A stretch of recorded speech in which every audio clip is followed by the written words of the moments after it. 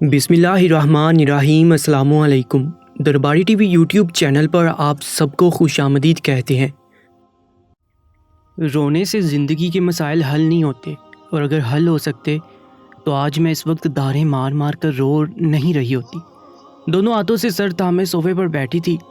میرا شوہر جا چکا تھا، مگر اس کی انگلیوں کی چبھن اب بھی مجھے اپنے کندھوں پر محسوس ہو رہی تھی، اور اس کی وہ سرد بے مہر آواز میرے کانوں میں گونج رہی تھی۔ میرے ساتھ اتنا بڑا دھوکہ ہوا، اتنی بڑی بات مجھ سے چھپائی گئی کہ میرا شوہر نہ مرد ہے، تعلق بنانے کے قابل نہیں ہے۔ تبھی میں بھی کہوں، اتنے امیر ہونے کے باوجود اب تک کیوں بغیر شادی کے بیٹھا تھا، تاکہ مجھ جیسی غریب ماں باپ کی مجبور لڑکی سے شادی کر کے اپنی زندگی کے آخری سال آرام سے گزارے۔ مگر میں نے بھی سوچ لیا تھا، چپ رہنے والوں میں سے میں بھی نہیں تھا۔ اس جھوٹ کی میرے شوہر کو بھاری قیمت ادا کرنا ہوگی۔ جب میں نے اسے اپنے ارادوں سے آگاہ کیا تو وہ غصے سے پاگل ہو گیا، اپنی سخت انگلیاں میرے نازک ہاتھوں میں چبو گیا۔ مگر اب میں بھی باز آنے والی نہیں تھی۔ جتنا وہ مجھے منع کرتا، میں اتنے ہی ضد کرتی۔ میں جانتی تھی میرا شوہر کچھ نہیں کر سکتا، زیادہ سے زیادہ مجھے طلاق دیتا۔ اگر طلاق دے بھی دیتا، یہ تو میرے لیے اور اچھا تھا۔ بھلا ایک نامرد شخص کے ساتھ رہ کر بھی میں کیا کرتی؟ ساری عمر اولاد کے لیے ترستی۔ میں نے شوہر کے سامنے دو آپشن رکھے۔ پہلا، کسی شخص کو پیسے دے کر اپنی خواہش پوری کرے۔ دوسرا، طلاق کا آپشن تھا۔ مگر میرا شوہر بغیر کوئی جواب دیے وہاں سے چلا گیا۔ اپنی بے اولادی اور شوہر کے بانجھ ہونے کی وجہ سے اب جو مجبوری مجھ پر آن پڑی تھی، میں اس بارے میں کبھی سوچ بھی نہیں سکتی تھی۔ اولاد کی شدید خواہش رکھنے کی وجہ سے میں نے جب کوئی رستہ نہ پایا تو تھک کر اسی نتیجے پر پہنچی تھی جو میں کرنے والی تھی۔ میرے شوہر کو اس بات سے شدید اختلاف تھا، اور کتنے ہی دن سے ہمارے درمیان اسی وجہ سے ناچاکی چل رہی تھی۔ میں نے اپنے شوہر کو پہلے تو منانے کی کوشش کی تھی، مگر اب میں نے اپنے شوہر کو بھی نظر انداز کر دیا تھا۔ مجھے بس بچے چاہیے تھے، چاہے اس کے لیے مجھے کچھ بھی کرنا پڑتا۔ میں جو بھی اب کر رہی تھی وہ کسی عام عورت کے بس کی بات ہی نہیں تھی۔ مجھے ایک ایسے مضبوط مرد کی تلاش تھی جسے پیسہ چاہیے تھا، اور مجھے بچہ۔ میرے سامنے موجود مختلف بے روزگار مردوں کی معلومات موجود تھی۔ وہ سب مرد درمیانی عمر کے تھے، اور ان میں کوئی نقص نہیں تھا۔ وہ صحت مند تھے، اور ان میں سے کچھ ڈنٹوے اور کچھ متعلقہ تھے۔ ہمارے لڑکوں سے میرا کوئی لینا دینا نہیں تھا، ان سب میں سے ایک کو میں نے چننا تھا۔ میں نے اس مرد کی جب فائل اٹھا کر دیکھی تھی تو وہ مرد پڑھا لکھا اور شکل سے ہی تمیزدار لگ رہا تھا۔ اس کی سب سے الگ بات یہ تھی کہ وہ اس درمیانی عمر کو پہنچنے تک بھی غیر شادی شدہ تھا۔ وجہ وہاں کہیں درج نہیں تھی، اور مجھے وجہ سے کوئی مطلب تھا بھی نہیں۔ میرے مطلب کی خاصیتیں اس کے اندر موجود تھیں۔ وہ مضبوط اور باہمت شخص لگتا تھا۔ آج کل وہ بے روزگار تھا اور نوکری کی تلاش میں تھا۔ صاف ظاہر تھا وہ حالات سے اور اپنی بے روزگاری سے بہت تنگ تھا، جس کا مطلب تھا کہ وہ میرے کام آ سکتا تھا۔ جو میں چاہتی تھی وہ کر سکتا تھا۔ میں نے اسی کو چنا اور اس کے نمبر پر کال کر کے بلا لیا۔ میری کال پر وہ مرد خوش ہو گیا اور مجھ سے کام کی تفصیل پوچھنے لگا۔ میں نے اسے اپنے کام کی وضاحت کرتے ہوئے بتایا کہ میں بے اولاد ہوں اور میرا شوہر نامرد ہے۔ مجھے بچے چاہیے اور ان کے بدلے میں اس کے کھانے پینے کی ذمہ داری لوں گی، اور اتنا پیسہ دوں گی کہ آرام سے زندگی گزار سکتا ہے۔ میں نے اپنی بات کی مزید وضاحت بھی کی تھی، جس پر میری بات سن کر وہ کچھ دیر کے لیے خاموش ہو گیا اور حیرت سے مجھے دیکھ رہا تھا، اور شاید وہ سوچ رہا تھا کہ اسے سننے میں کوئی غلطی ہوئی ہے۔ میں نے دوبارہ سے وہی بات دہرائی اور اسے کہا، تم جو بھی سن رہے ہو صحیح سن رہے ہو۔ وہ کچھ سوچنے لگا تھا۔ میں نے اسے کہا، تم جتنا وقت لینا چاہتے ہو لے سکتے ہو، مگر امید ہے تمہارا جواب ہاں میں ہی ہوگا۔ مجھے اندازہ تھا کہ وہ شاید ہچکچائے گا، مگر میری آفر اتنی پرکشش تھی کہ وہ انکار نہیں کر سکتا تھا۔ میری توقع کے مطابق کچھ دیر بعد وہ گلا کھنکار کر بولا کہ ٹھیک ہے، مجھے تمہاری شرائط منظور ہے۔ اس کے ساتھ ہی اس نے مجھ سے میرے بتائے ہوئے وقت پر میرے گھر پہنچنے کا وعدہ کیا، اور میں بہت خوش ہو گئی۔ مجھے اپنی کامیابی بہت قریب نظر آ رہی تھی۔ اگلے روز میں معمول کے مطابق تیار ہو کر بیٹھی اس کا انتظار کر رہی تھی۔ وہ میری سوچ کے برعکس لیٹ ہو گیا تھا۔ میں تھک کر اپنے کمرے میں چلی گئی اور مایوس ہو گئی کہ وہ شاید اس نوکری سے خوش نہیں ہوگا، یا پھر اس نے فیصلہ بدل دیا ہوگا۔ مگر میں غلط تھی۔ ابھی کمرے میں بیٹھے مجھے آدھا گھنٹہ ہوا ہوگا کہ ملازمہ نے مجھے کسی مرد کے آنے کا بتایا جو مجھ سے ملنا چاہتا تھا۔ میرا دماغ میرے بلائے ہوئے مرد کی طرف نہیں گیا تھا۔ تبھی میں نے اکتائے ہوئے لہجے میں ملازمہ سے اس مرد کو وہیں میرے کمرے میں بھیجنے کا کہا، اور خود اٹھ کر صوفے پر بیزار سی بیٹھ گئی تھی۔ اسی وقت دروازے پر دستک ہوئی اور میری اجازت ملنے پر وہ مرد اندر داخل ہوا۔ میں نے سر اٹھا کر دروازے کی سمت دیکھا تو حیرت زدہ رہ گئی۔ بے ساختہ اٹھ کر میں پھٹی پھٹی آنکھوں سے اس طرف دیکھ رہی تھی۔ وہ واقعی اپنی پروفائل کے حساب سے توانا اور مضبوط قد کاٹ کا مرد تھا، مگر میری حیرت کی وجہ کچھ اور تھی۔ میں نے صرف اسے بلایا تھا، مگر وہ اکیلا نہیں تھا بلکہ اس کے ساتھ کوئی اور بھی تھا۔ میں منہ کھولے ہونک سی اس مرد کو دیکھ رہی تھی اور وہ نہایت اعتماد سے میرے سامنے کھڑا ہوا تھا۔ میرا نام صبا ہے، ہم 5 بہنیں تھیں، ہمارا ایک چھوٹا بھائی تھا۔ میں ایک نہایت غریب گھرانے سے تعلق رکھتی تھی، جہاں پر ایک وقت کا کھانا بھی مشکل سے میسر ہوتا ہے۔ اپنے گھر والوں کے حالات دیکھ کر ہمیشہ میرے دل میں خیال آتا تھا کسی طرح میں ان کے کام آ سکوں، ان کے لیے کچھ کر سکوں، میرے والدین اور بھائی بہنوں کو ایک اچھی زندگی دے سکوں۔ اپنی جوان ہوتی بہنوں کی جگہ جگہ سے پھٹے کپڑے دیکھ کر میرا دل خون کے آنسو روتا تھا۔ ہمیں اپنا جسم ڈھانپنے کے لیے بھی کپڑے نہیں تھے اور نہ ہمیں کوئی ہنر آتا تھا۔ ابا باہر مزدوری پر جاتا تو امی کو گھر پر چھوڑ کر جاتا۔ امی بہت کہتی کہ میں لوگوں کے گھر جا کر کام کیا کروں، اچھے پیسے مل جائیں گے، مگر ابا ہمیشہ یہی کہتا، نہیں تم بچیوں کے ساتھ گھر پر رہو، زمانہ بہت خراب ہو گیا ہے، بچیوں کو گھر پر اکیلا مت چھوڑو، رزق دینے کا وعدہ اوپر والے نے کیا ہے۔ میں بہت خوبصورت اور جوان تھی اور میری شادی کی عمر ہو گئی تھی۔ جو بھی رشتہ آتا جہیز مانگتا اور میرے والدین چپ ہو جاتے۔ ان کے پاس تو کھانے کے پیسے نہیں تھے، وہ بیٹی کو جہیز کہاں سے دیتا؟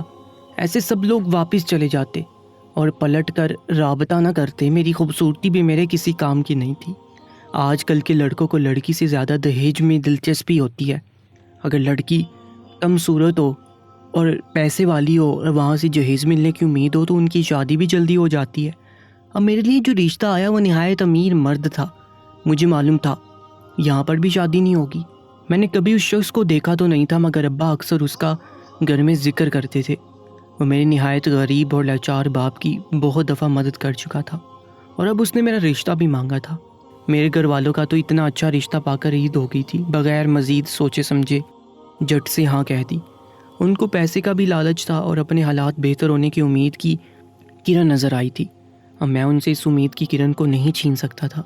میرے پاس اور کوئی راستہ بھی نہیں تھا اور میں نے احترام میں سر جھکا دیا، کیونکہ وہ مرد ہمارے گھر کی ذمہ داری اٹھانے کو تیار تھا۔ میرے لیے اس سے بڑھ کر اور کوئی بات نہیں تھی کہ میری وجہ سے میرے بوڑھے اور غریب ماں باپ کے باقی رہ جانے والی زندگی پرسکون گزر جاتی اور انہیں مزید قرضوں اور مفلسی میں نہ ڈوبنا پڑتا۔ میں نے چپ چاپی سے اس مرد سے بیاہ کر کے اس کی عالیشان کوٹھی میں چلی آئی۔ میرے شوہر قبول صورت اچھے انسان تھے، مگر عمر میں مجھ سے دگنے تھے۔ میری زندگی ان کے ساتھ بہت خوشگوار تو نہیں مگر صحیح گزر رہی تھی، مگر میں خوش تھی کیونکہ میرے گھر والے بہت خوش تھے۔ ان کے حالات بدل رہے تھے اور میں جس سے کوئی لڑکا شادی کرنے کو تیار نہیں تھا آج اتنے بڑے گھر میں راج کر رہی تھی۔ نہ چاہتے ہوئے بھی میرے اندر غرور کا عنصر نمایاں ہو رہا تھا۔ کچھ عرصہ ان کے ساتھ گزارنے کے بعد مجھے لگتا تھا کہ میں دنیا کی ہر نعمت سے مالا مال کر دی گئی ہوں۔ میں وہ خوش نصیب تھی جو دنیا کی ہر چیز اور ہر خوشی سے نوازی جا رہی تھی۔ میں آسمان پر پرواز کر رہی تھی، نہیں جانتی تھی ایک روز پوری قد سے زمین پر گروں گی کہ اٹھنا بھی محال ہو جائے گا۔ میرے شوہر مجھ سے کافی بڑے تھے، مگر میرے دل میں ان کے لیے محبت پیدا ہو چکی تھی۔ مجھے حیرت تھی کہ ان جیسے اتنا امیر اور اچھا انسان اب تک کنوارا کیوں تھا، اور میری یہ حیرت اچانک ہی ایک روز ہمارے بیڈ روم سے ملنے والی ایک تصویر نے دور کر دی۔ وہ تصویر مجھے بیڈ کی سائڈ ٹیبل کی ایک دراز سے ملی تھی، جس میں میرے شوہر دلہا تھے اور ان کے ساتھ کوئی اور پرکشش سی لڑکی دلہن بنی بیٹھی تھی۔ مجھے تصویر دیکھ کر اندازہ ہو گیا کہ وہ تصویر میرے شوہر کی جوانی کی ہے۔ اسی وقت میرے شوہر اوپر سے آ گئے اور میرے ہاتھ میں وہ تصویر دیکھ کر کچھ گڑبڑا سے گئے۔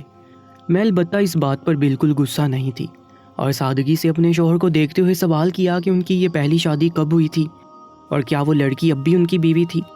میرے سوال پر وہ سنجیدگی سے نفی میں سر ہلاتے ہوئے بولے کہ اب میرا اس عورت سے کوئی رشتہ نہیں رہا، نہ انہیں اس کی پرواہ ہے۔ میں نے مزید تجسس سے ان سے سوال کیا کہ ان کی شادی کب اور کیوں ختم ہوئی۔ میری بات پر وہ سختی سے لب بینچ کر ایک طرف سر ڈال کر بیٹھ گئے، جیسے کوئی تکلیف دہ یادوں سے اداس ہو گیا ہو۔ مجھے اپنے سوال پر شرمندگی ہوئی کہ شاید مجھے ایسی بات ان کے سامنے نہیں چھیڑنی چاہیے تھی جو ان کے لیے تکلیف کا باعث ہو۔ مجھے ویسے بھی اس شادی کی حقیقت کھلنے کے بعد بھی کوئی پریشانی نہیں ہوئی تھی، ظاہر ہے وہ 40 برس کے مرد تھے اور اتنے اچھے کھاتے پیتے گھرانے سے تعلق رکھتے تھے، تو جوانی میں ظاہر ہے ان کی شادی بھی ہوئی ہوگی۔ ابھی میں ان سے معذرت کرتی کہ وہ بول اٹھے، اور اس روز میرے شوہر نے مجھ پر جو انکشاف کیا تھا وہ میری روح تک کو لرزا کر رکھ گیا تھا۔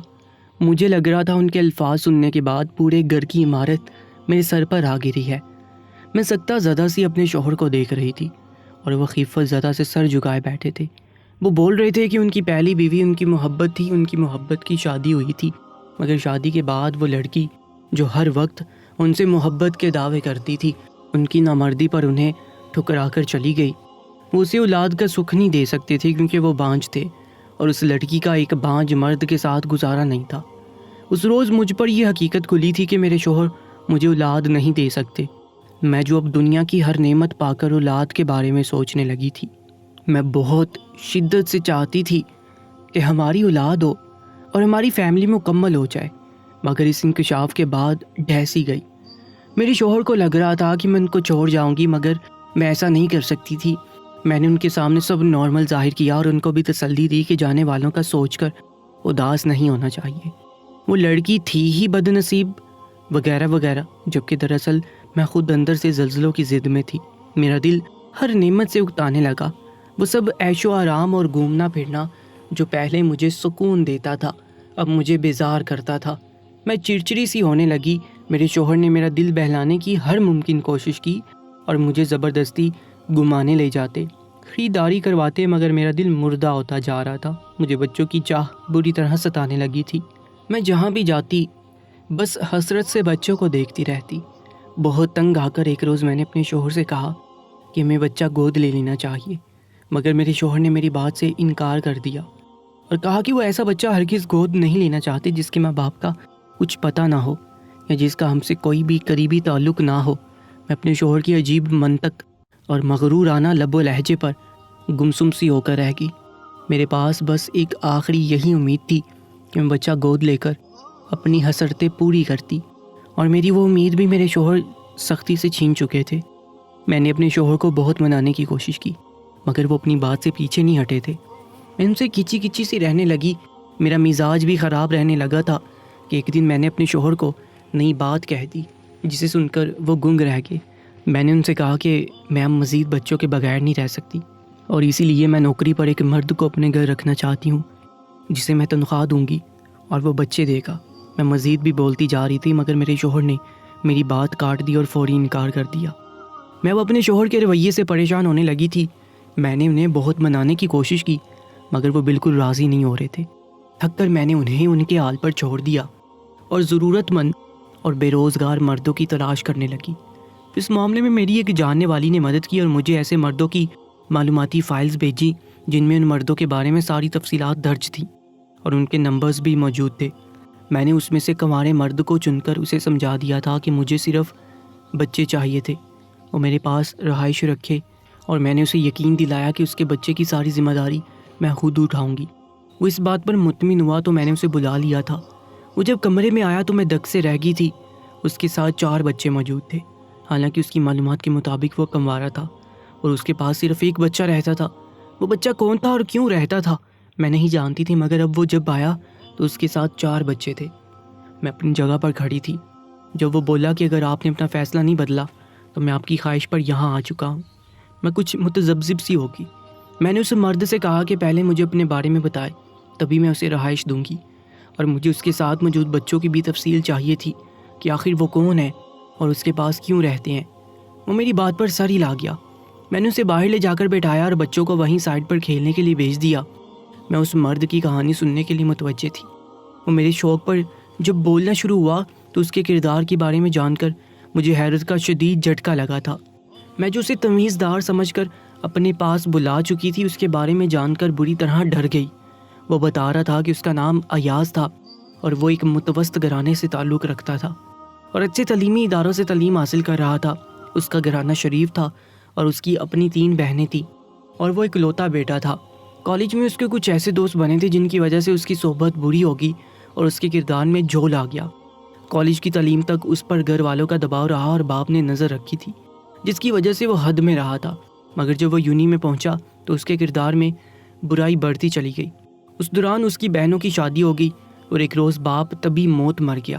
کچھ عرصہ تک وہ غم کی حالت میں رہا، مگر پھر سنبھلتے ہی اس کے وہی دوست اور وہی شوق بڑھنے لگے۔ اس کے عیاش دوستوں نے پہلے اسے نشے کی عادت ڈالی اور لڑکیوں کو چھیڑنے جیسی برائیوں میں بھی وہ ان کے ساتھ ساتھ رہتا تھا۔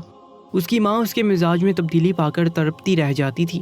وہ اسے روکنے کی بہت کوشش کرتی رہی اور اسے سمجھانے کی کوشش کرتی تھی، مگر انہی دنوں محلے کی ایک بد فطرت لڑکی جو صرف تحفے تحائف کے لیے اس سے دوستی کا تعلق قائم کیے ہوئے تھی، ایاز اس سے ملنے گیا تو نشے میں تھا، اور اسی نشے کی حالت میں اس نے لڑکی کے ساتھ زبردستی کی اور اس کی عزت لوٹ لی۔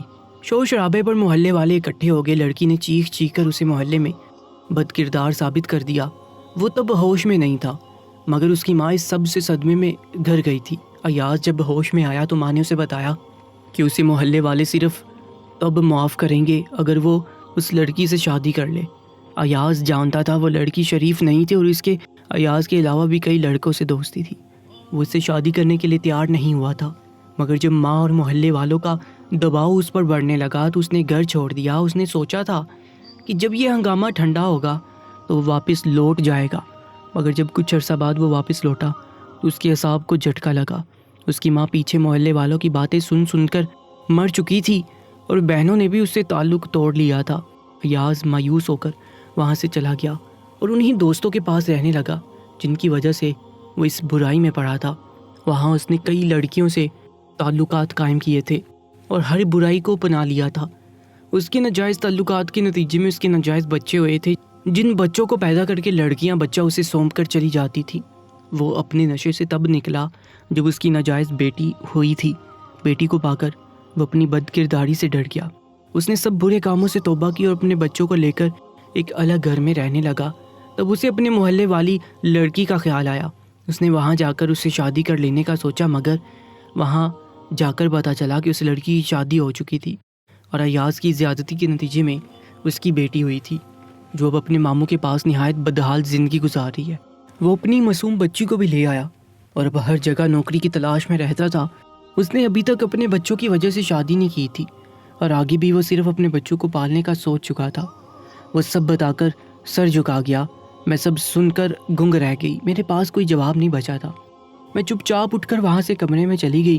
میری شوہر آئے تو گھر میں اتنے پیارے بچے دیکھ کر شروع میں تو چونک گئے اور مجھ سے پوچھا کون ہیں یہ بچے، کہاں سے آئے ہیں۔ میں نے شوہر کو ڈرتے ڈرتے ساری کہانی سنا دی اور میرا شوہر مجھ پر آگ بگولا ہو گیا۔ ہماری شادی کے اتنے عرصے میں انہوں نے کبھی مجھ پر اتنا غصہ نہیں کیا جتنا اس دن کیا۔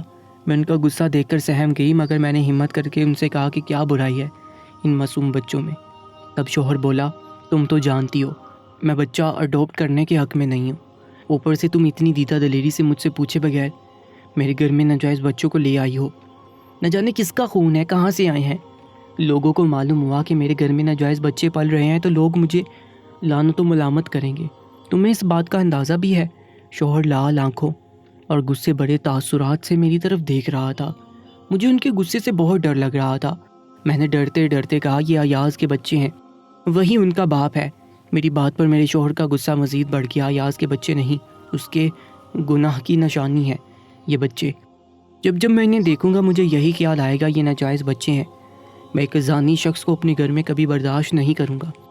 اس بات پر لڑتے لڑتے ہمارا جھگڑا بہت بڑھ گیا۔ میں نے کھانا پینا چھوڑ دیا، خاموشی سے احتجاج کرنے لگی۔ کچھ دن ایسے ہی گزرے اور میں بیمار ہو گئی۔ شاید شوہر کو مجھ پر ترس آیا تھا اور وہ راضی ہو گیا تھا اور میں بہت زیادہ خوش تھی۔ بچوں سے گھر میں رونق تھی۔ میں نے انہیں تمیز تہذیب سکھایا، اچھی پرورش کی، اسکول میں داخل کروایا۔ میں ان پر بہت محنت کرتی تھی تاکہ وہ پڑھ لکھ کر اچھی زندگی گزار سکے۔ ایاز اب توبہ کر چکا ہے مگر زمانہ اسے دتکار رہا تھا۔ ایاز کو ہم نے اپنا ڈرائیور بنایا تھا، اب وہ بھی اپنے بچوں کے پاس رہتا تھا اور ہماری حسرتیں بھی پوری ہونے لگی تھی۔